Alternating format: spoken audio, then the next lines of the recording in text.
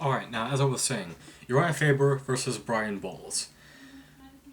Uriah Faber went out there and he looked strong, imposing, and he was able to land a really nice short uppercut that rocked Brian Bowles. He picked his shots, was patient, and then grabbed on a textbook guillotine choke and submitted the former bantamweight title holder of the WEC. So this is really good, and of course, now the UFC has the incentive to make Cruz versus Faber 3. If you're going to do that, do it on UFC on Fox 2. That's the perfect fight.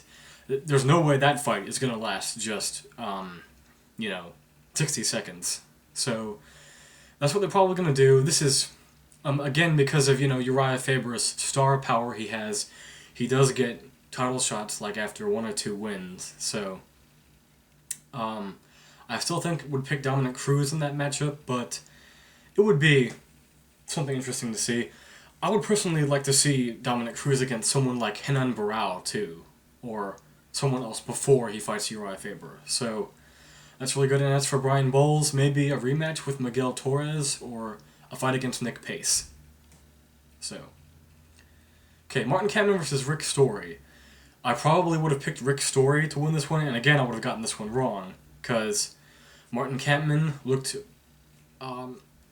The first round, Rick Story was surprisingly striking with Martin Kampmann, and actually landing a lot of good, clean right hooks and shots, and putting him up against the cage, and I think he got maybe one takedown, and then Martin Kampmann starts turning it around, and Kampmann actually took Story down and tripped him a lot, and was really having his way with him.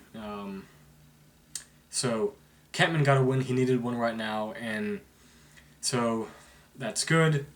Okay, about next fight, Stephan Bonnar versus Kyle Kingsbury. Most people, I think, picked Kyle Kingsbury to win this one, and Stephan Bonnar got it done. So this is, I think, Stephan Bonnar's first three-fight winning streak now. He beat Krzysztof Sosinski, Igor Pokrajek, and now Kingsbury. Yeah. This is a win that the American Psycho got, so now the UFC has good reason to still keep him employed. He's always going to have a job with them anyway, so this was really good. The only thing that disappointed me about Bonner's performance is that he didn't end up finishing a guy that I think he should have finished, because after the end of the first round, Kingsbury was completely exhausted and just gone. The only thing that kept him in the bout was that he kept on pulling half guard, and he kept on, defending against submission attempts and stuff like that. So, that's good. Bonnar, keep doing your thing, man. Alright, Ryan Bader versus Jason Burrows. Ryan Bader, yes. That's good. I was worried that, because, Jason Burrows has a good submission fighter's chance. He's really experienced with jiu-jitsu, and Ryan Bader has showed that maybe defending the guillotine choke is not his strongest point, but he got the win, and it was a nice little 1-2 knockout punch, kind of caught him, Burrows behind the head, and then, he got it. So Bader now got his first win in a while, since I think UFC 119. So there you go. And Michael McDonald, he's not 14-1, and he just won the knockout of the night last night, rightly so. It only took him less than a minute 56 seconds to defeat Alex Soto, who had previously not lost yet, and he also beat Chris Carisano at UFC 130, and he's also defeated Edwin Figueroa at the Nogueira versus Davis event. So he's showing some promise with a record of now 14-1, and is showing some really good timing and knockout power. So keep an eye on Mr. McDonald.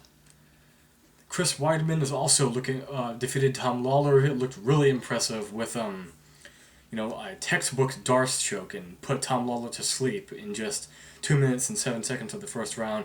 This should have really won submission of the night. This had submission of the night all over it, but Faber the Uriah Faber Brian Bowles fight was more important. So There you go. I think Matt Serra said that look for Chris Weidman to be the man one day to finally defeat Anderson Silva. So, you never know.